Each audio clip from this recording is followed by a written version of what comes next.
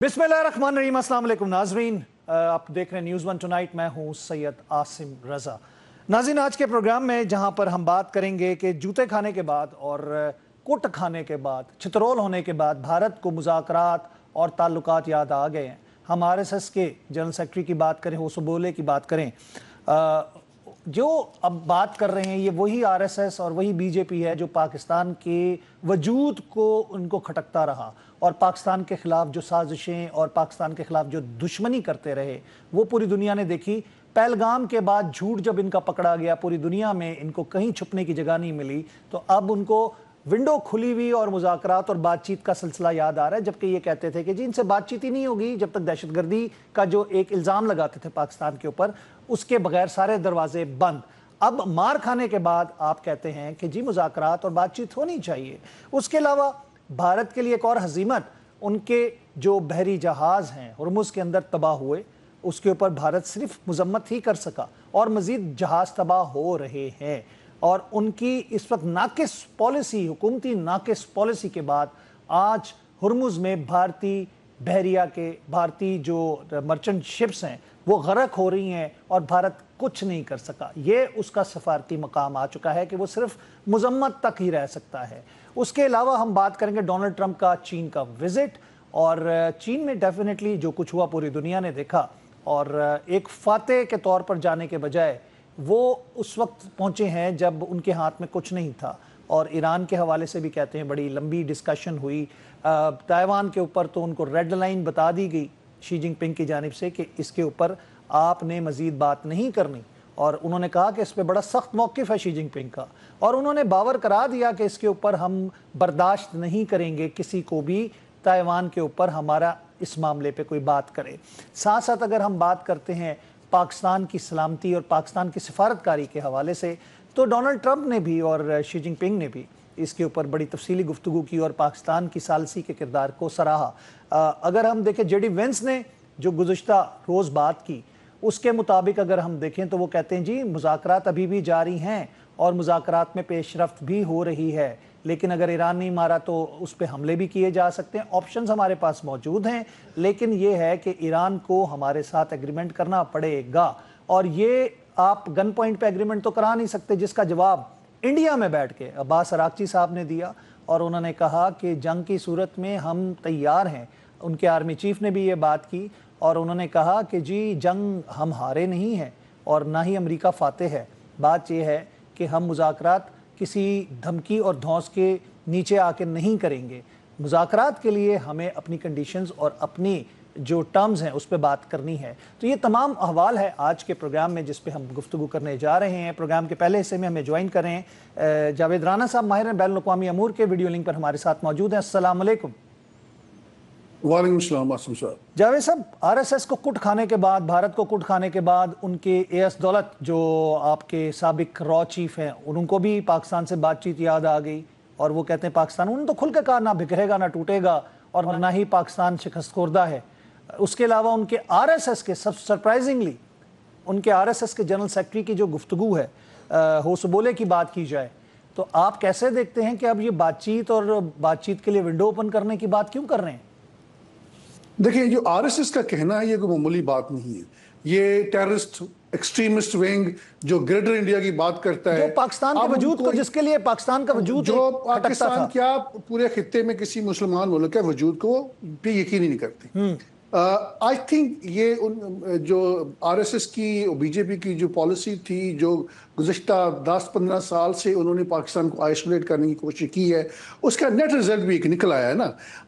अरब रियासतें जो हमसे एक लेवल के ऊपर किसी तरह पीछे हटी थी, वो अब हमारा उनके साथ डिफेंस पैक्ट हो गया। बांग्लादेश जो उनकी सबसे बड़ी माजगा थी, वो अब पाकिस्तान के साथ इतने करीबी ताल्लुकात आ गए हैं और हिंदुस्तान के खिलाफ शदीद नफरत है। आप नेपाल देख लें, श्रीलंका देख लें, इन सब ममालिक में इस वक्त पूरी दुनिया में Hindustan when it comes to Pakistan तो आइसोलेटेड। तो अब उनके अंदर एक रियलाइजेशन हो गई है कि हमें कुछ करना पड़ेगा। तो अब वो एक इन्वायरमेंट क्रिएट कर रहे हैं कि किसी तरह कोई बहाना ढूंढा जाए, पाकिस्तान से मुज़ाकरात हों और इस पूरे मामले को मैनेज किया जाए। तो ये एक बहुत पॉजिटिव डेवलपमेंट है। लेकिन याद रखें इसकी बुनियादी वजह एक ही वजह है, वो पिछले साल मई में होने वाली जो जंग है, मार्का हिंदुस्तान को मार बिल्कुल, जो छतरोल जो जूते पड़े इनको। हाँ, वो बुनियादी वजह है, बाकी सारे फैक्टर्स जो हैं वो सेकेंडरी। जावेद साहब, ये बताइएगा कि अब तो सफारती सतह पे क्या हुर्मुज में उनके जहाज गरक हो रहे हैं और उस पे वो सिर्फ किसी से बात नहीं कर सकते, सिर्फ मजम्मत करने पे इत्तेफाक कर रही है उनकी हुकूमत। ये तो उनकी एक सफारती भी और उनकी एक अमली, जिसे कह सकते हैं, नाकामी नजर आ रही है हमें। देखिए, ये जब इसराइल में गया इस जंग से पहले, ये कि हिंदुस्तान जो है वो मदरलैंड है और इसराइल जो है फादरलैंड है, पता नहीं किसकी फादरलैंड है किसकी मदरलैंड। अगर ये उस वक्त ना जाता और जो उसने वाहियात बातें वहां पे की हैं, तो हो सकता है कि जो मीडिएशन का रोल पाकिस्तान इस वक्त अदा कर रहा है वो हिंदुस्तान कर रहा हो। तो हिंदुस्तान ने जो हमाकतें की हैं उसका नेट लॉस उनको हो रहा है। तो अब इसलिए वो उनको फेस सेविंग चाहिए, क्योंकि डिप्लोमेटिकली बहुत बड़ा लॉस हो चुका है, ये रीजन के से कहीं कहीं ऊपर चला गया है। पाकिस्तान के लिए ये सर्टेनली एक पॉजिटिव प्लस है। तो खैर, जो ब्रॉडर पिक्चर इस वक्त जो डेवलप हो रही है वो ये है कि खित्ते के अंदर रीअलाइनमेंट हो रही है। उस रीअलाइनमेंट में जो नेतन्याहू ने आज से 2-3 महीने पहले बात की थी कि हम एक इत्तेहाद बनाने जा रहे हैं जिसके अंदर इंडिया है, जिसके अंदर एक अरब मुल्क है जिसका मतलब यूएई है, और इसके अलावा एक अफ्रीकन कंट्री है। तो ये वो जो इत्तेहाद बनने जा रहा था, मुझे लगता है कि अगर पाकिस्तान के साथ किसी लेवल पे कोई मुज़ाकरात शुरू हो जाते हैं तो हिंदुस्तान के लिए इतना आसान नहीं होगा कि वो इसराइल के साथ उस लेवल पे चला जाए कि जहां पे यूएई जो है, जिस बिकॉज यूएई जो है उस कोशिश ये कर रहा है कि जिस तरह पाकिस्तान और सऊदी अरब का डिफेंस पैक्ट है, इसी तरह हिंदुस्तान के साथ हो जाए। वो करने वाला नहीं है। मेरा नहीं ख्याल कि हिंदुस्तान उस लेवल पे सर, जाएगा। अब तो आलमी जरीदे जावेद साहब रिपोर्ट कर रहे हैं कि मुत्तहिदा अरब इमारात जाने वाले भारत का बहरी जहाज हमले से तबाह होने के बाद समंदर बुर्द हो गया, यानी कि गरक हो गया। भारत में बहरी जहाज की तबाही के बाद कोई वाज़ेह इक़दाम नहीं कर सका और ना बता सका कि इसके पीछे कौन था। भारतीय वजारत खारजा हाजी अली नामी भारतीय जहाज की तबाही के बाद सिर्फ मजम्मत करने तक महदूद रही, और 2 जहाज उनके ऊपर पहले भी हमला हो चुका है जो भारतीय परचम बरदार जहाज थे वहां पे। तो इस वक्त तो भारत के लिए वो कहते हैं ना 3 में ना 13 में, और जूते अलग पड़ रहे हैं उसको। नहीं, देखें, ये एक हमारे लिए एक बड़ी पॉजिटिव डेवलपमेंट है कि ईरान के साथ जिस तरह हमने कोऑपरेट किया, जिस तरह हमने मीडिएशन की, जिस तरह उसको फैसिलिटेट किया, हमारे फाइटर जेट्स ने जिस तरह उनको एक एयर एस्कॉर्ट दिया ईरानी डेलीगेशन को, ये, और फिर हमने पैसेंजर प्लेन दिया जब ईरान का फॉरेन मिनिस्टर इधर आया हुआ था। तो ये कहने का मकसद ये है कि ईरान ने उसको बहुत पॉजिटिवली लिया है। ये 2 जंगें जो ईरान के ऊपर इम्पोज की गई हैं, ईरान ने ये इस बात को महसूस किया है कि हिंदुस्तान के साथ वो कभी भी उसका इत्तेहादी नहीं था ना। हिंदुस्तान जो देखे, जो नजरियाती जंग होती है ये बड़ी इंपॉर्टेंट है। ठीक है, एक फिरका वाराना एक इख्तलाफ मौजूद होगा, लेकिन फिर भी ईरान एक मुसलमान मुल्क है और पाकिस्तान के साथ एक बड़े लिंगुअल, कल्चरल जो है, रिलीजियस टाइज स्ट्रॉन्ग हैं। एक हमारा बॉर्डर है, इसका जो मैं समझता हूँ कि जो बड़ी पिक्चर डेवलप होगी सूनर और लेटर, क्योंकि ये इत्तेहाद बनेंगे, उसमें ईरान, पाकिस्तान और अफगानिस्तान, ये एक बहुत बड़ा ब्लॉक बनेगा, और हिंदुस्तान, यूएई, इसराइल, ये एक दूसरी जानब का एक ब्लॉक है जो बनता जा रहा है। तो कहने का मकसद ये है कि दीज आर ऑल पॉजिटिव्स, और अब हमें जो मिडिल ईस्ट की सारी सूरत हाल है हम उसको इग्नोर नहीं करना चाहिए। ईरान ने जो एक सिचुएशन, एक नई हकीकत जो है वो क्रिएट कर दिया है अरेबियन सी में, और वो स्टेट ऑफ हुर्मुज़ के ऊपर अपनी वो सॉवरेनिटी डिटरमिन कर रहा है। और इस वक्त जो अमेरिका का बहुत बुरा हाल हो रहा है, उसको कोई रास्ता नहीं मिल रहा, एक एग्जिट पॉइंट जो है किसी लेवल के ऊपर उसको नहीं मिल रहा, एक ह्यूमिलेटिंग डील मिल रही है, और मुझे नहीं लगता कि अमेरिका के पास कोई रास्ता बचा है ना कोई ऐसी डील करने का जिसमें डोनाल्ड ट्रंप को कोई फेस सेविंग मिल जाए। और अगर, जो कि मुझे लग रहा है कि होने जा रहा है, आज उन्होंने चाइना से फ्लाई करते ही जहाज के अंदर प्रेस कॉन्फ्रेंस की, बल्कि वो अल्फाज वाज़े तौर पे सुने जा सकते हैं जब एक सहाफ़ी को उन्होंने डांट दिया, उसको गद्दार तक डिक्लेयर कर दिया, और यहाँ तक उन्होंने कहा कि अभी हम चाइना की हदूद से बाहर नहीं निकले, तो आपके पास ये कैमरा है, आप पता नहीं क्या कुछ कर लेंगे। पहले तो वो, आपको याद होगा, शी जिनपिंग को वो डिक्टेटर कहते थे, सारा कुछ है, उन्होंने कहा कि मैंने ऐसा क्यों कहा मुझे समझ नहीं आती। अब वो जाके उनके ख्यालात क्यों बदल गए, चीन की तारीफें करना शुरू हो गए। ख्याल इसलिए बदल गए हैं कि चाइना बहुत बड़ी मिलिट्री और इकोनॉमिक माइट बन चुका है और ख़ास तौर पे आईटी सेक्टर में, एआई में वो बहुत ज़्यादा एडवांस है। और चाइना के जो इंटरकॉन्टिनेंटल मिसाइल्स हैं वो 10 मिनट के अंदर दुनिया में किसी जगह भी हिट किया जा सकता है। जो स्टेट ऑफ मलाका है उसमें जो अमेरिका ने मुख्तलिफ आइलैंड्स के ऊपर मिलिट्री बेसिस बनाई हुई हैं, मुख्तलिफ जो साउथ एशियन कंट्रीज हैं वहाँ पर उनकी मिलिट्री बेसिस हैं।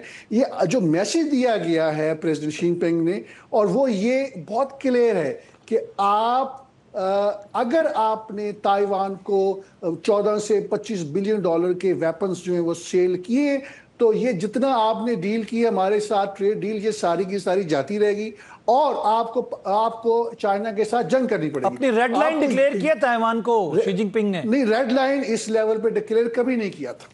तो इसलिए चाइना चूंकि मिलिटरीली इतना ज्यादा मजबूत हो चुका है और आईटी में इस लेवल पे एडवांस हो चुका है कि अब वो अमेरिका को आंखें दिखा रहा है। तो ये एक बहुत बड़ी डेवलपमेंट है और खित्ते की एक बदलती हुई सूरत हाल को इंडिकेट कर रही है। इसका मतलब ये है कि जो वर्ल्ड ऑर्डर है वो अब ट्रांजिशन से एक थोड़ा सा एक लेवल पे आगे चला गया है और चाइना उसको लीड कर रहा है। हमारे लिए भी अंडरलाइंग मैसेज ये है कि जो हमारे ताल्लुकात हैं अमेरिका के साथ, उसको चाइना की कॉस्ट के ऊपर प्रलॉन्ग ना किया जाए। We need to have good relation with everybody. लेकिन मेरा ख्याल ये है कि हमने बहुत सारी हमारी जो टेक्निकल पॉलिसीज के हिस्से हैं, अब मेरा ख्याल वक्त आ गया है कि चाइना के साथ हम सीपैक को एक्सपेंड करें, डिप्लोमेटिकली हम चीजों को एक्सपेंड करें। जावेद साहब, और अब्बास अरागची ने जेडी वेंस को इंडिया में बैठ के जवाब दिया है और उसने यहां तक कहा है कि पाकिस्तान की सालसी और मुज़ाकरात का सिलसिला भी खत्म नहीं हुआ। तो आपको इसका इंपैक्ट क्या नजर आता है? इंडियंस पे क्या गुजरी होगी इंडिया में बैठ के वो ये बात करें? देखिए, मेरा ख्याल this is the gone and dead story for Indians कि उनको पता चल गया कि इट इज ए फेट अकॉम्पली, पाकिस्तान लीड कर रहा है। ये मुज़ाकरात ये मुकम्मल तौर पे ख़त्म नहीं हुए, लेकिन ये बिल्कुल इसकी डेड पेस है। इसका कभी कोई सर पैर कहीं नजर नहीं आ रहा। ये एक बहुत बड़ी लेकिन जेडी वेंस तो कह रहे हैं मुज़ाकरात चल रहे हैं, मुज़ाकरात में पेशरफ्त भी हो रही है। लेवल जो जिस तरह मुज़ाकरात में पेशरफ्त हो रही है वो बहुत स्लो है। अभी थोड़ा सा टाइम और गुजरेगा कि अमेरिकन को रियलाइज करने में कि वो अब ये डिक्टेशंस नहीं दे सकते। उनको ईरान की जो टर्म्स एंड कंडीशंस हैं वो माननी पड़ेंगी और पूरे मशरक़ वुस्ता में जंग जो है ख़त्म करनी पड़ेगी और उनका जो पालतू कुत्ता इसराइल है उसको लगाम देनी पड़ेगी, खास तौर पे इस वक्त लबनान और गजा के अंदर। तो इसलिए मेरा ख्याल ये है कि दीज आर ऑल पॉजिटिव्स। और अगर अमेरिका ये जंग हारता है और अमेरिका मिडिल ईस्ट से उसका जो मिलिट्री फुटप्रिंट खत्म होता है, तो उसका सबसे बड़ा फायदा फलस्तीनियों को होगा, उसका सबसे बड़ा फायदा पूरे इस खित्ते को होगा, क्योंकि अमेरिका के कंधों के ऊपर बंदूक रख के इसराइल चला रहा है और जुल्म सितम का जो सिलसिला जारी है। तो ब्रॉडर पिक्चर में मेरा ख्याल है कि दो चार चीजें होने वाली जा रही हैं। एक तो चाइना दुनिया की सुपर पावर बन रहा है, ये हो सकता है 5 साल 10 साल लग जाए, ये एक रियलिटी है। दूसरी बात ये कि अमेरिका जो है मशरक़ वुस्ता से उसका जनाजा निकल चुका। ठीक है, बहुत शुक्रिया जावेद साहब, थैंक यू वेरी मच। आपने अपना कीमती वक्त हमें दिया, प्रोग्राम में आप हमारे साथ रहे। नाज़रीन, यहाँ पे हम लेंगे वक्फा, उसके बाद अपने अगले मेहमान के साथ फिर हाजिर होंगे। वेलकम बैक नाज़रीन, एक दफ़ा फिर खुश आमदीद कहेंगे आपको प्रोग्राम न्यूज़ वन टुनाइट में। प्रोग्राम के हिस्से में वीडियो लिंक पर ज्वाइन करें air vice marshal retired Sajid Habib sahab, दिफाई तज्ज़ियाकार हैं। साजिद साहब, आपको खुश आमदीद कहते हैं। शुक्रिया, अस्सलाम वालेकुम। साहिब साहब, 2-3 बड़ी इंटरेस्टिंग चीज़ें। एक तो ट्रंप का ऑब्वियसली विजिट है शी जिनपिंग से, उसके बाद मुलाकात के बाद अब वो रवाना हुए हैं वापस। जो कुछ बातें उन्होंने की जो पहले करते थे उसमें और अब में बहुत तजाद भी पाया जाता है। फिर इंडिया का एक कार्गो जहाज जो है वो हुर्मुस में समंदर गर्क हो गया। ये कोई दूसरा तीसरा जहाज है जिस पे हमला हुआ, किसी ने जिम्मेदारी कबूल नहीं की, इसके बारे में ना कुछ पूछा गया। भारत सिर्फ मजम्मत करने पर ही रह गया है और ये दोगली पॉलिसी उनकी और ये सफारतकारी की नाकामी हम देखें। फिर अब्बास अरागची ने जेडी वेंस का जवाब देते हुए जो उन्होंने प्रेस कॉन्फ्रेंस की थी, उन्होंने कहा कि जी पाकिस्तान का मुज़ाकरात का सिलसिला ख़त्म नहीं हुआ, वो जारी है, पाकिस्तान की सालिसी जारी है। और उसके अलावा फिर उन्होंने ब्रिक्स को कहा कि जी मजम्मत करें अमेरिका और इसराइल के हमले की हमारे पे। कैसे देखते हैं आप? बहुत शुक्रिया। जो ट्रंप का दौरा, उसका आपने सही कहा, वो मुख्तलिफ किस्म की स्टेटमेंट्स आ रही हैं, जिस तरह जो ट्रंप की आदत है कि कभी कुछ कहते हैं कभी कुछ कहते हैं, जबकि बड़ी बैलेंस किस्म की स्टेटमेंट्स जो हैं वो चाइनीज की तरफ से हैं, शी जिनपिंग की तरफ से हैं। गेटिंग इंडिया की तरफ आते हैं, जो आपने बात की, तो देखिए ये जो पिछला जहाज इनका जो हिट हुआ था, उसके बारे में भी ईरान ने कहा कि ये हमने नहीं किया। और इवन जंग के दिनों में इनका एक जरा खुले समंदर में एक जहाज के ऊपर अटैक हुआ था जिसको ईरान से मंसूब किया गया, लेकिन ईरान ने उस वक्त भी कहा था, शायद एक दिन के बाद कहा था, उन्होंने कहा जी हम इन्वेस्टिगेट कर रहे हैं कि ये किसने किया है। तो देखिए स्पॉयलर्स अपनी जगह मौजूद हैं, वो फादरलैंड है ना स्पॉइलिंग करने के लिए, फादरलैंड है ना, तो ये फादरलैंड मदरलैंड दोनों स्पॉयलर्स हैं। तो इस वक्त लगता है कि शायद फादरलैंड ज्यादा एक्टिव है। और दूसरी बात ये है कि ये इराकची साहब ने जो वहां बैठ के कहा है, ये बहुत बड़ा एक थप्पड़ है इंडिया के मुंह के ऊपर, जो डिप्लोमेसी में टोटली आइसोलेट हो के जो हमें आइसोलेट करना चाहता था ग्लोबली। आप देखिए कि अब वो ये जिसको कहते हैं ना कि जबरदस्ती गेट क्रैश करने की कोशिश कर रहा है कि रशियन फॉरेन मिनिस्टर आए तो इराकची साहब को इनवाइट करके तो बड़ा कोशिश की जैसे वो एक बयान दिलवा दिया जाए उनसे, बिल्कुल बयान दिलवा दिया जाए कि जी हम भारत पे भी भरोसा करते हैं, कुछ करते हैं, लेकिन वहीं पे बैठ के इराकची साहब का कहना कि पाकिस्तान की सालसी जारी है और हमें उसके ऊपर भरोसा है। पानी फिर गया जी, पंजाबी में कह रहे थे पानी फिर गया। तो ये बहुत बड़ी एक, मैं समझता हूँ कि कौन डिप्लोमेटिक फेलियर है। नहीं, दूसरा जो झटका इराकची साहब ने दिया कि ये ब्रिक्स का जो फोरम है ये मुजम्मत करे अमेरिका और इसराइल के हमले की ईरान पे, तो जिसमें भारत जो कि हमले से 2 दिन पहले उधर मौजूद था, तेल अवीव में गोद में बैठा हुआ था नेतन्याहू की। बिल्कुल, वो क्या वहीं पे तो फादरलैंड मदरलैंड हो रहा था। जी बिल्कुल, वहीं पे तो फादरलैंड मदरलैंड हो रहा था। और ब्रिक्स में स्वाय इंडिया के बाकी सब इस जंग के खिलाफ है, ओपनली इस जंग के खिलाफ है। इंडिया ने कोई स्टेटमेंट तक नहीं दी है। हालांकि नेटो के कंट्रीज ने स्टेटमेंट दी है, बहुत से यूरोपियन कंट्रीज ने खुल के अमेरिका की मुखालफत की है, इसराइल की मुखालफत की है। लेकिन ये हुनूदो यहूद का जो गठजोड़ है, ये इससे भी साबित होता है कि इनमें से ब्रिक्स में से अभी इंडिया के सिवा बाकी सब ने, और इंडिया ने अभी तक मजम्मत नहीं की। और इराकची का ये कहना एक दूसरा थप्पड़ है जो वहां पे बैठ के उन्होंने भारतीयों के मुंह के ऊपर मारा कि ब्रिक्स कंट्रीज को इसकी मजम्मत करनी चाहिए जो बाकियों ने की है। तो ये एक मेरे ख्याल में इनकी कोशिश है। और जो दूसरे आपने कहा कि जी अब वहां से भी आवाजें उठ रही हैं, इवन ने बोला, उसके अलावा जो उनका फॉर्मर रॉ का चीफ है, उसके बाद आरएसएस का जनरल सेक्रेटरी कह रहा है, जो कि पाकिस्तान के वजूद को तस्लीम ही नहीं करते और पाकिस्तान खटकता है उनको, वो कह रहा है कि जी विंडो खोले, मुज़ाकरात और बातचीत शुरू करें। भाई जो मोदी के जिसको समझिए कि सियासी माई बाप हैं, वो भी इस बात के ऊपर आ गए हैं। और ये अल्हम्दुलिल्लाह अल्लाह ताला की मेहरबानी से पाकिस्तान की मिलिटरीली कामयाबी के बाद ये सफारती महाज पे मुसलसल कामयाबी है कि अब भारत के वो हार्ड लाइनर, जैसे आपने कहा कि पाकिस्तान का वजूद जिनसे बर्दाश्त नहीं होता, जो एक्सेप्ट नहीं करते, वो भी अब कह रहे हैं कि बात करनी चाहिए। तो भाई अकल करो, बात करोगे, बैठोगे तो मामला हल होंगे। अगर आप तकरीबकारी करवा रहेंगे और सारा कुछ करते रहेंगे, जो फिर आप देखिए कि इन्होंने हमारे मगरबी सरहदों के ऊपर ये जो ये इनके प्रॉक्सीज हैं, भारत की प्रॉक्सीज हैं, जिसमें टीटीपी है, अफगान तालिबान है, बीएलए है, इनकी सरगर्मियां फिर बढ़ गई हैं। तो अगर आपने बात करनी है तो आप ये मत करो कि आप डरा धमका के हमें बात के लिए करोगे, बात करने के लिए आपको आना पड़ेगा। तो आई थिंक ये साजिद साहब, उनकी तो अमली नाकामी सिफारती सतह पर भी और उनका असर रसूख हम हरमज में उनके डूबते जहाज़ों को देख कर भी जान सकते हैं कि वो आज किस मुकाम पे खड़े हैं और पाकिस्तान किस मुकाम पे खड़ा है कि अब्बास अरागची उनके मुल्क में बैठ के पाकिस्तान की तारीफ कर रहे हैं। उधर चीन और अमेरिका, 2 बड़ी ताकतें मिल रही हैं और पाकिस्तान की सालसी की तारीफ कर रहे हैं, पाकिस्तान की कोशिशों की हिमायत कर रहे हैं, फील्ड मार्शल का नाम ले रहे हैं, वजीर आजम पाकिस्तान का नाम ले रहे हैं। तो ये तो मेरे ख्याल है इनके लिए, वो कहते हैं ना, इनके जख्मों पे नमक छिड़कने वाली बात थी। और अब जो उनका बयान आ रहा है वो मजबूरन आ रहा है। मेरे ख्याल से तकलीफ इतनी ज्यादा हो गई है कि अब उसका तरियाक जो है वो पाकिस्तान के पास ही है। ये तो आपने जो नमक छिड़कने की बात की है, तो बाहर वालों ने नमक छिड़के, इसके अंदर से कितनी आवाजें उठी हैं। भारत के अंदर से जितने भी तमीजदार सेन अजहान थे, लोग थे, उन्होंने कितना इनको थ्रैश किया कि आपने आइसोलेट कर दिया भारत को, पाकिस्तान को आइसोलेट करने के चक्कर में। तो अंदर आपने देखिए इनका मीडिया भी 2 में बटा हुआ है। कोई गोदी मीडिया, हमने तो नाम नहीं गोदी मीडिया खामोश है। मीडिया में देखें जो इनके शिप गरक हो रहे हैं और जो उनकी तबाही और बर्बादी मच रही है, उस पर उनका गोदी मीडिया खामोश है, उसको छुपा रहा है। गोदी मीडिया खामोश है, और जो इनका सेंसिबल मीडिया का पोर्शन है थोड़ा बहुत, वो जो है वो इन चीज़ों के ऊपर लान तान कर रहा है हुकूमत के ऊपर। तो मेरा पॉइंट ऑफ व्यू था कि बाहर से तो प्रेशर पड़ा, पाकिस्तान की मिलिटरीली फतह का पड़ा, हमारी डिप्लोमेसी के जो जिसकी वजह से हम डिप्लोमेटिक लेवल के ऊपर, देखिए जी, एक ऐसी जंग जिसको कहा था कि तीसरी आलमी जंग का पेश खैमा है, उसको रुकवाना, और किसको रुकवाना? अमेरिका को और ईरान को। ना हम कोई इकोनॉमिक पावर, ना हम कोई इतनी बड़ी कन्वेंशनल मिलिट्री पावर कि हम अमेरिका को धमका सकें। तो ये सफारती सतह पे जो कामयाबी थी, ये तो हमारे बाहर से प्रेशर थे।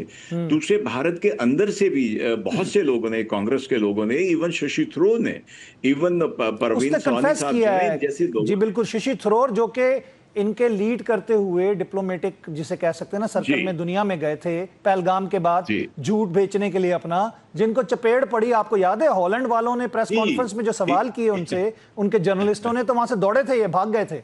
हॉलैंड की प्रेस कॉन्फ्रेंस जब हो रही मजबूरी बेचारे की, देखे ना, मैं उस पे कहूंगा कि बेचारा एक वतन परस्त होने के हिसाब से वो गया था, लेकिन नाकामी हुई।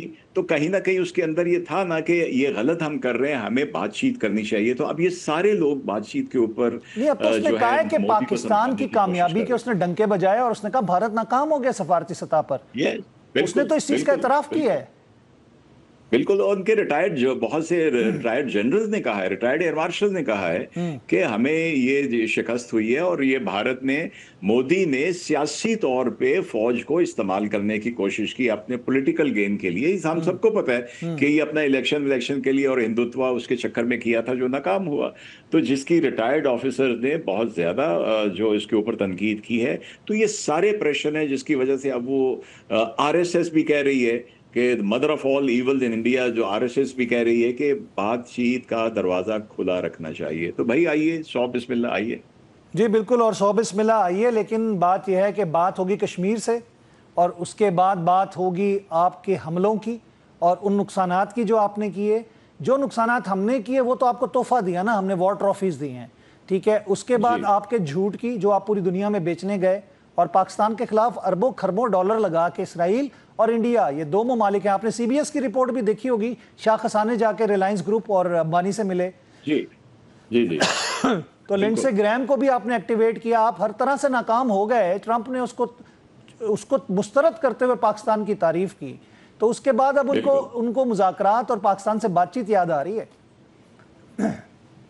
तो वही ना कि ये बैरूनी अंदरूनी दोनों प्रेशर हैं जिसकी वजह से भारत इस बात पे मजबूर हुआ। और आई एम श्योर कि जब बातचीत का अगर कोई आगे मरहला तय होता है डिप्टी सेक्रेटरीज के लेवल के ऊपर, फॉरेन सेक्रेटरीज के लेवल के ऊपर, वज़राए खारजा के लेवल के ऊपर, तो आई एम श्योर पाकिस्तान का जैसे हमेशा से एक स्टांस रहा है कि भाई कश्मीर का मसला हल करना चाहिए। और देखिए मसले जब हल करने होते कश्मीर का मसला हल होगा तो डेफिनेटली, जिस तरह DGISPR ने कहा कि वो जो इंडस वाटर ट्रीटी है वो खुद ब खुद सॉल्व हो जाएगा। वाटर ट्रीटी का वो खुद ब खुद सॉल्व हो जाएगा। 6 के 6 दरिया जो हैं वो वहीं से निकलते हैं।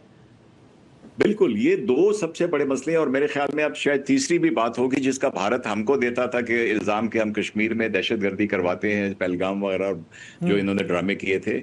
आई थिंक पाकिस्तान को करना चाहिए कि अब जो ये हमारे मगरबी सरहदों पे वहां पे, और ये कंफर्म्ड है कि इवन जो पिछले एक महीना पहले पाकिस्तान ने जो फिजाई ऑपरेशन किए थे, जहां पे यहाँ पे इंडियंस के जो कॉफिन बॉक्सेस वापस गए थे उन जगहों से जहां पे हम पाकिस्तान ने अटैक किया था, जहां पे दहशतगर्द ड्रोन रॉ के ऑपरेटर्स मौजूद थे जिनको ट्रेनिंग देने के लिए मौजूद थे। तो मेरे ख्याल में तीसरा नुक्ता हमारा ये भी होना चाहिए कि आपको किसी भी किस्म की TTP BLA को जो आप सपोर्ट देते हैं उसको रोकना पड़ेगा। तो ये 3 नकात है, इंडस बेसिन का, कश्मीर का और ये दहशतगर्दी का। जो अब देखिए भारत की दहशतगर्दी तो दुनिया भर में अब मानी गई ना जी, कनाडा से लेकर अमेरिका, ऑस्ट्रेलिया, इंग्लैंड, अमेरिका ने ऑफिशियली कहा। तो दो बड़े ममालिक कह चुके हैं दहशतगर्द। तो हमें, आई एम श्योर कि हमारी हुकूमत को चाहिए कि ये तीसरा नुक्ता भी इसमें डालें। जी बिल्कुल, बहुत बहुत शुक्रिया साजिद साहब, थैंक यू वेरी मच। आपने अपना कीमती वक्त हमें दिया और प्रोग्राम में अपनी राय का इजहार किया। हमारे साथ मौजूद है डॉक्टर मुनव्वर हुसैन साहब, माहिर बैनुल-अक़वामी अमूर। अस्सलाम वालेकुम मुनव्वर भाई, क्या हाल है आपका? वालेकुम अस्सलाम रजा साहब, आपको, आपकी टीम को, देखने वालों को सलाम, बहुत शुक्रिया। मुनव्वर साहब, डॉक्टर साहब, इस वक्त हम देख रहे हैं कि भारतीय जो जहाज हैं हुर्मुज़ के अंदर वो गरक हो रहे हैं और भारत सिर्फ मजम्मत कर सकता है। पहले भी 2 जहाज़ों पे हमले हुए, ये तीसरा जहाज़ है जो कि समंदर बुर्द हो गया। और अभी तक ये नहीं पता चल सका कि किसने हमला किया। पहले भी हमलों पे ईरान ने तो कहा था हमने नहीं किए, कौन स्पॉइलर है, कौन हमले कर रहा है, लेकिन इस हद तक इसकी नाकाम और दोगली पॉलिसी कि उनका मीडिया इसका जिक्र तक नहीं कर रहा और ये सिर्फ मजम्मत की हद तक रह गए हैं और उसकी मजम्मत कर रहे हैं बस कि जी हमारा जहाज गरक कर दिया गया है। रजा साहब, आपको याद है जिस वक्त दीना के ऊपर हमला हुआ था तो उस वक्त ईरानियों ने क्या कहा था? उनकी स्टेटमेंट थी कि हम नहीं बुलाएंगे और ये हम स्कोर आपके साथ सेटल करेंगे, रिमेंबर? तो आज उन्होंने इसको सेटल किया, उन्होंने किया या किसी और ने किया, लेकिन उन्होंने भी उसकी हिफाजत उसी तरह नहीं की जिस तरह इंडियंस ने दीना की हिफाजत नहीं की। गालिबन उन्होंने भी वही किया जिस तरह इंडियंस ने अमेरिकन को बताया कि ये जहाज की लोकेशन ये है और यहाँ पे हिट करें, और फिर अमेरिकन सब हिट किया। तो ये पॉलिटिक्स में हमेशा स्कोर सेटल किए जाते हैं। ठीक है, तो स्कोर सेटल हो गया, आप समझते हैं, ये आप समझते हैं कि इनका स्कोर सेटल हो गया? जो नेवी का शिप दीना जो था, जो विशाखापट्टनम से जा रहा था एक्सरसाइज के बाद, उसके कोऑर्डिनेट्स अमेरिका को दिए गए और वो शिप उड़ा दी गई, जिसके 72 जो मल्लाह और उसके अफसर मौजूद थे वो शहीद हुए। ये तो मैं पूरे वसूख से नहीं कह सकता कि ईरानियों ने किया है, लेकिन ये स्कोर अगर उन्होंने किया ये तो अभी सेटल नहीं हुआ। 12 दिनों की जंग में जिस तरह से इन्होंने मोसाद की मदद की है, रियल टाइम लोकेशन ईरानी लीडरशिप की दी है, और उसके साथ जिस तरह इस जंग शुरू होने से पहले मोदी साहब वहां पे पहुंचे, $8.6 बिलियन की डिफेंस डील की, और फिर उसके बाद जयशंकर का ये कहना कि इजराइल का कोई कसूर नहीं है और सारे मुसलमान मिलके और ईरान मिलके इजराइल के पीछे पड़े हैं। ये मामला बहुत लंबे हैं, और फिर जिस तरह से चाबहार से वो निकले हैं और जिस तरह पाकिस्तान के खिलाफ ये कार्रवाइयां करते रहे, और ईरान और पाकिस्तान के दरमियान में जो खलफशार पैदा हुआ, जो मजीद इसको बढ़ाना चाह रहे थे, और जिस तरह फिर अफगानिस्तान में ये टेरर फाइनेंसिंग कर रहे हैं, वो तो सिर्फ पाकिस्तान को तो हिट नहीं कर रहा ना, वो तो ईरान के हवाले से भी तो क्यास पैदा कर रहे हैं ना। तो देयर आर मेनी इश्यूज जहां पे स्कोर सेटल होते हैं। और नेशंस की जिंदगी में याद रखें रजा भाई कि अगर आप हमारे किसी भी एक कौम के खिलाफ आप जाएंगे ना तो उनके पास भी मौका आएगा। रिमेंबर जिस तरह से ईस्ट पाकिस्तान का मसला हुआ था, तो फिर जब सोवियत यूनियन टूटा था तो मुशाहिद हुसैन सैयद जाके सोवियत फॉर्मर सोवियत यूनियन और आज के रशिया में जाके उन्होंने कहा था कि अब हमने इसको सेटल कर दिया है, अब आए तो नई शुरुआत करते हैं। तो डॉक्टर साहब इसमें अभी हम देखें तो भारत के अंदर से आरएसएस जैसी जमात जो कि मदर ऑफ बीजेपी कहलाती है, जिसके अंदर तरबियत हासिल की मोदी ने, नरेंद्र मोदी जिसका मेंबर रहा, वो उनके जनरल सेक्रेटरी होसबोले जो हैं वो कह रहे हैं कि जी पाकिस्तान से बातचीत शुरू की जाए। यानी कि जो पाकिस्तान के ऊपर इल्ज़ाम लगा के ये कहते थे कि इनसे बातचीत नहीं हो सकती और पाकिस्तान से मुज़ाकरात भी बंद, पाकिस्तान का पानी भी बंद और पाकिस्तान में खून बहाएंगे, आज कह रहे हैं जी पाकिस्तान से बातचीत की जाए। हमने एस दलत को देखा जो उनके फॉर्मर रॉ चीफ हैं, वो ये कह रहे हैं, उनकी बहुत सी सेन वॉइसेस ये कह रही हैं। तो ये तो दोगलापन हमें अब हुकूमत के अंदर से उनके नजर आ रहा है। देखें, एक तो प्रेशर है रजा साहब, इंटरनेशनल प्रेशर है, सारे जो इस वक्त बैलेंस ऑफ पावर है वो पाकिस्तान के फेवर में टिल्ट कर रहा है। दूसरा ये कि 2025 के बाद पाकिस्तान ने मिलिटरीली भी बैलेंस ऑफ पावर को अपने तरफ शिफ्ट कर लिया था। तीसरा ये कि within there are number of scholars and 10 voices, जिसमें भाटिया है, जिसमें अभी शुक्ला है, जिसके अंदर प्रवीण साइनी है, जिसमें अरुंधति राय है, जिसमें कांग्रेस की लीडरशिप है। वहां पे एक नया बयानिया बन रहा है कि जनाब आप पड़ोस के साथ कब तक इस तरह से चलेंगे और फिर आप आइसोलेट हो रहे हैं। तो इस वजह से ये बयानिया प्रेशर्स हैं। लेकिन पाकिस्तान को आइसोलेट करते करते भारत खुद आइसोलेशन का शिकार हो गया, ये असदलत भी बोल रहे हैं जो उनके फॉर्मर रॉ चीफ हैं। एग्जैक्टली हुआ ये, एग्जैक्टली। और फिर न फकत ये हुआ है बल्कि इसके साथ देखें अटल बिहारी वाजपेयी भी तो इसके अंदर था ना। मोदी ने जो सबसे बड़ा ब्लंडर किया है ना, जितनी 10 वॉइसेस थी बीजेपी के अंदर, मिसाल के तौर पे जसवंत सिन्हा थे, मिसाल के तौर पे वो जो गवर्नर थे गोवा के अजय पाल मलिक, इन जैसे लोगों को उन्होंने साइडलाइन कर दिया था और ये एक मैड ग्रुप ने कब्जा कर लिया था पावर के ऊपर, जिसमें मोदी है, जिसमें अजीत देवल है, जिसके अंदर अमित शाह है। तो ये जो मैड ग्रुप था, इन्होंने भारत को ऐसी पॉलिसी के ऊपर लगा दिया। और मशवरे किससे लेते थे? वो एक रिटायर्ड मेजर है, वो बकवास करता था, उसके मशवरे पे चले। नतीजा ये निकला कि भूटान, नेपाल, मालदीव जैसे जो छोटी छोटी जो रियासतें थी और जो भारत की सैटेलाइट समझी जाती थी, अब वो उनके मुखालिफ होकर खड़ी हैं। कहीं इंडिया आउट टैरिफ करती है, कहीं इंडिया के खिलाफ बयान यहाँ चलता है और कहीं कहते हैं कि जी हम चाबहार के साथ और ग्वादर के साथ जाके लिंकअप अपने आप को करने जा रहे हैं, हम इंडिया से दूरी अख्तियार करें। तो डॉक्टर साहब, अब्बास अरागची ने भी इंडिया में बैठ के बोल दिया कि पाकिस्तान की सालसी जारी है और मुज़ाकरात अभी नाकाम नहीं हुए, खत्म नहीं हुए। ये तो भारत के लिए भी एक, जैसे कह सकते हैं ना, जख्मों पे नमक छिड़कने वाली बात है। जनाब, ये मैंने पहले भी कहा मीडिया पे, आपके इस मीडिया के तवज्जुह से भी जो ब्रिक्स की मीटिंग होनी थी ना, इसकी कोई अहमियत बनती ही नहीं है इंडिया में। उसकी वजह यह है कि ईरान समेत रशिया, चाइना और कोई दूसरा important country of the brick वो इंडिया पे यकीन करने को तैयार नहीं है। यही वजह है कि जब Russian delegation Pakistan last year आया, उन्होंने कन्वे किया कि we want to have independent relationship with you because India is playing the double game. फिर इंटेलिजेंस शेयरिंग उनकी तरफ से कि जो कुछ अफगानिस्तान में कर रहा है वो इंडिया कर रहा है और किसके बिहाफ पे कर रहा है और मकसद उनका क्या है वो भी बतला दिया गया था। न फकत ये बल्कि चाइनीज और रशिया में एक नया नैरेटिव चला कि ये जो ब्रिक्स के अंदर आए हैं, इस आए में अगर इंडिया को निकाल दें और ईरान और पाकिस्तान को शामिल कर दें, ये जगह फिल हो जाएगी। तो अब ये डिफरेंट प्रेशर मल्टीलैटरल फोरम्स के, इंटरनेशनल पॉलिटिक्स के की प्लेयर्स की तरफ से और रीजनल पॉलिटिक्स में कि भारत और अंदरूनी तौर पे भारत के, बिकॉज अभी जो बंगाल में इलेक्शन हुए हैं इन्होंने जीत तो लिए हैं, लेकिन वो बैनर्जी क्या कह रही हैं, वो तो कह रही हैं आपने रिगिंग की है और वो तो रिगिंग के एविडेंसेस दे रही हैं। तो internal pressure, regional pressure, systemic pressure, जिसके बायस अब आपको ये नैरेटिव नजर आ रहा है कि कम से कम पाकिस्तान की तरफ से जो एक घेरा तंग किया जा रहा है उससे आजादी हासिल करें। लेकिन याद रखें कि जब तक अंदरूनी आप रविश तब्दील नहीं करेंगे, माइनॉरिटीज के साथ सही नहीं चलेंगे और जिनके हकूक है उनको नहीं देंगे, तब तक किसी भी किस्म की तब्दीली रूनुमा नहीं होगी। ये जो 3D पॉलिसी है ना, डेमोनाइजिंग, डिस्टेबलाइजिंग और detracking neighbouring nations on the path of development, जब तक इसे चेंज नहीं करेंगे, अपनी reactive policy, repulsive policy, repressive policy नहीं करेंगे, तब तक जो नेबरिंग कंट्रीज है उनका बिहेवियर भी तब्दील नहीं होगा। बहुत बहुत शुक्रिया मुनव्वर हुसैन साहब, थैंक यू वेरी मच। आपने अपना कीमती वक्त हमें दिया, अपनी राय का इज़हार किया। नाज़रीन, हम यहाँ पे लेंगे वक्फा, तो उसके बाद अपने अगले मेहमान के साथ हाजिर होंगे। वेलकम बैक नाज़रीन, एक दफ़ा फिर खुश आमदीद कहेंगे आपको प्रोग्राम न्यूज़ वन टुनाइट में। प्रोग्राम के हिस्से में मैं वीडियो लिंक पे ज्वाइन कर रहे हैं फॉर्मर एम्बेसडर और हमारे एक बहुत अच्छे इंस्टीट्यूट के प्रेसिडेंट भी हैं, एग्जीक्यूटिव डायरेक्टर भी हैं IRS के, अली सरवर नकवी साहब। अस्सलाम वालेकुम। वालेकुम सलाम जनाब।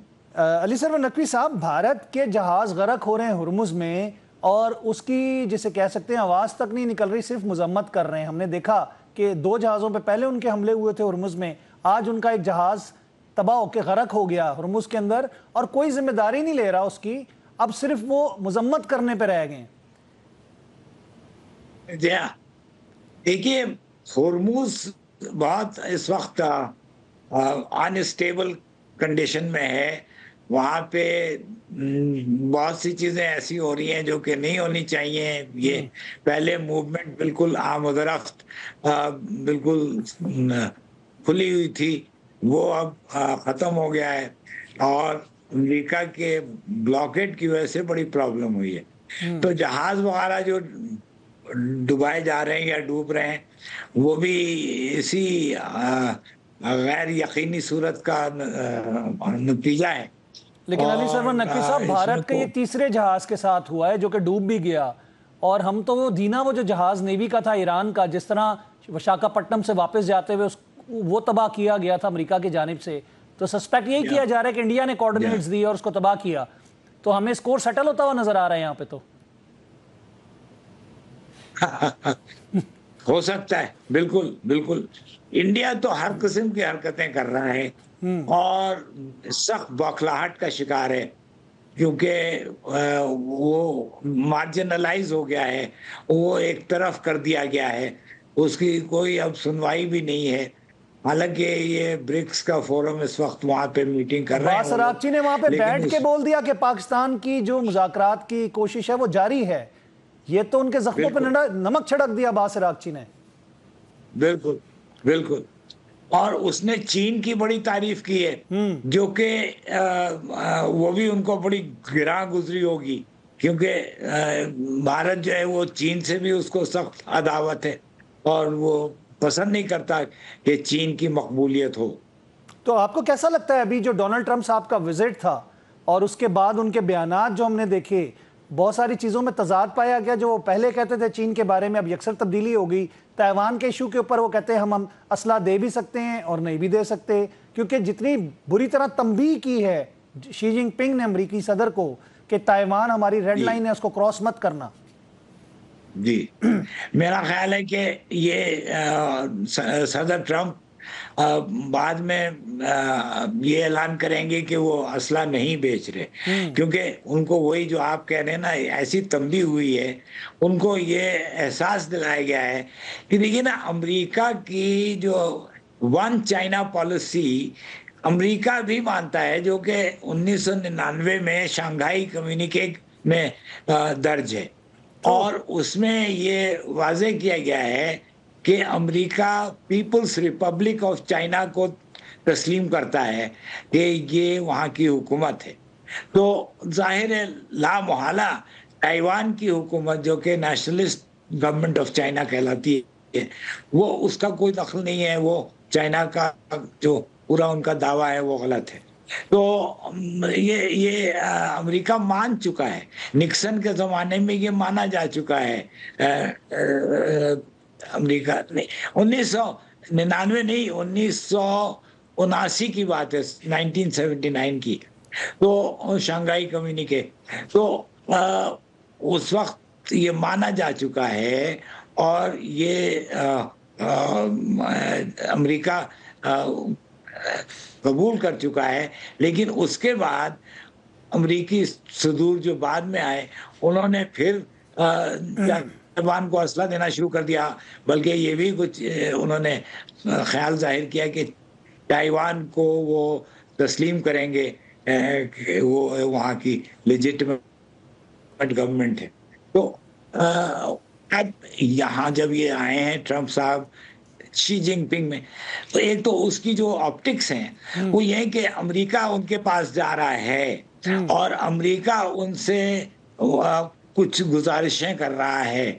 चीन अपनी पोजीशन लेकर खड़ा है और उसने बड़े सख्ती से अपनी पोजीशन बल्कि हुर्मुज के हवाले से सरवर नकवी साहब, हमने सुना ये है कि बड़ी तफसील से गुफ्तगू हुई, पाकिस्तान की तारीफ हुई है, और चीन से भी कहा गया है कि वो सोल्यूशन निकालें कोई हुर्मुज खुलवाने के लिए। बिल्कुल बिल्कुल। तो ये अब चीन का चूंकि ईरान के ऊपर भी बड़ा असर है और ईरान से बड़े बाहमी ताल्लुकात उनके बड़े गहरे हैं, इसलिए सदर ट्रम्प को कोई रास्ता हुर्मुज के मसले का हल नजर नहीं आ रहा। तो उन्होंने फिर चीन से भी गुजारिश की है कि वो इस पूरे आबनाए हुर्मुज को खुलवाएं और आमद-ओ-रफ्त को आसान बनाएं। क्योंकि अली सरवर नकवी साहब, मैं दोबारा आऊंगा भारत की जानिब। अब आरएसएस के जनरल सेक्रेटरी दतारिया हो सो बोले पाकिस्तान के हक में बयान दे रहे हैं और वो कहते हैं पाकिस्तान से बातचीत शुरू की जाए, विंडो खोली जाए। उनके रॉ के चीफ एएस दलत जो हैं उन्होंने बात की और उन्होंने कहा पाकिस्तान आइसोलेट नहीं हुआ, भारत आइसोलेट हुआ है, और उन्होंने कहा पाकिस्तान से मुज़ाकरात किए जाए, बातचीत शुरू की जाए।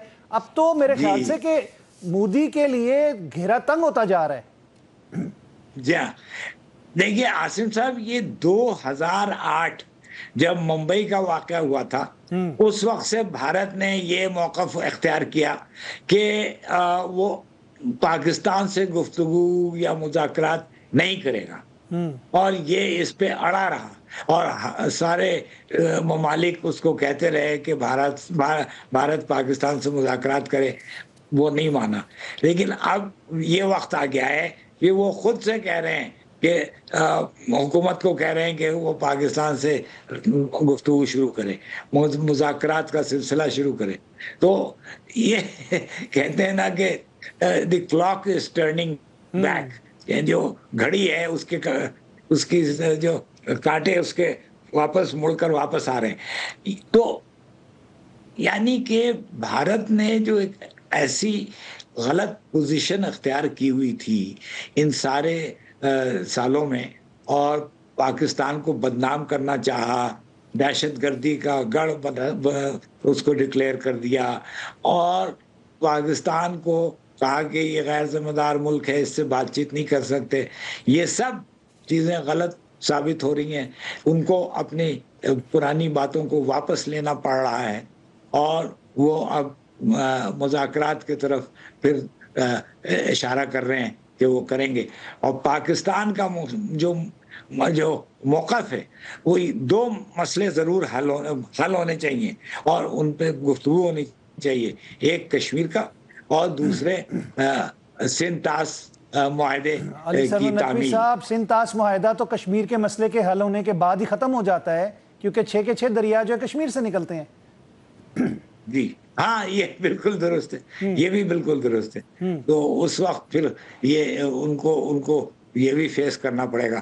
तो खुद से हालात ऐसे होते जा रहे हैं आसिम साहब के भारत को सख्त नदामत और नाकामी का सामना करना पड़ रहा है। और पाकिस्तान की पोजीशन जो है, उसको कहते हैं ना, पाकिस्तान पोजीशन इज विंडिकेटेड। हमारी पोजीशन विंडिकेट हो गई है, हमारी पोजीशन सही साबित हुई है और दुनिया अब उसको कबूल करने लगी है। जी, 10 मई के बाद पिछले साल मार्का हक के बाद पूरी दुनिया के सामने अकल से और जिसे कह सकते हैं ना शऊर से लोगों ने देखा है कि जी भारत की जो सिर्फ दावे थे वो सिर्फ दावे थे, झूठ था, और पाकिस्तान पे इल्ज़ामात जो लगाए गए वो सारे झूठे थे। जी, और देखिए आसिम साहब, अगर ओवरऑल पिक्चर देखी जाए तो भारत ने जो अपना ये भी एक ढकोसला फैलाया हुआ है कि बहुत बड़ी इक्तिसादी तरक्की उनकी हुई है। उनकी तरक्की आईटी में हुई है, बेंगलोर वगैरह में हुई है, लेकिन भारत की इकोनॉमी बहुत मुश्किलात का शिकार है। 80 करोड़ लोग गुर्बत की सतह से नीचे हैं उनके। यही एग्जैक्टली यही मैं कहने लगा था कि वहां पे अभी भी एक बहुत बड़ी आबादी का एक बहुत बड़ा हिस्सा गुर्बत के सतह से नीचे। अपनी गुर्बत को छुपाने के लिए मुंबई दिल्ली एयरपोर्ट के बाहर उन्होंने दीवार बनाई है स्लम्स को छुपाने के लिए। आप तो गए होंगे, आपने तो देखा होगा। मैं तो इधर तो गया ही नहीं इतने 2008 के बाद तो पाकिस्तानियों का आना जाना। मैं जब गया भी था उससे पहले तो मेरे 2 गाड़ियां मेरे आगे, 2 गाड़ियां मेरे पीछे, मुझे वो मॉनिटर करते थे कि ये कहाँ जा रहा है। बाजार में भी जाते थे तो उनके सारे एजेंट्स मेरे पीछे लगे रहते थे। तो ये तो अब सारा कुछ बदल रहा है जी। इंशाल्लाह सब कुछ बदल चुका है और इंशाल्लाह बहुत जल्द पूरी दुनिया में और रुस्वा होगा भारत। बहुत शुक्रिया अली सरवर नकवी साहब, आपने अपना कीमती वक्त हमें दिया। प्रोग्राम में आप हमारे साथ रहे। नाज़रीन, प्रोग्राम का वक्त खत्म हुआ, चाहता है मैं चाहूँगा इजाज़त, अल्लाह ने के बाद।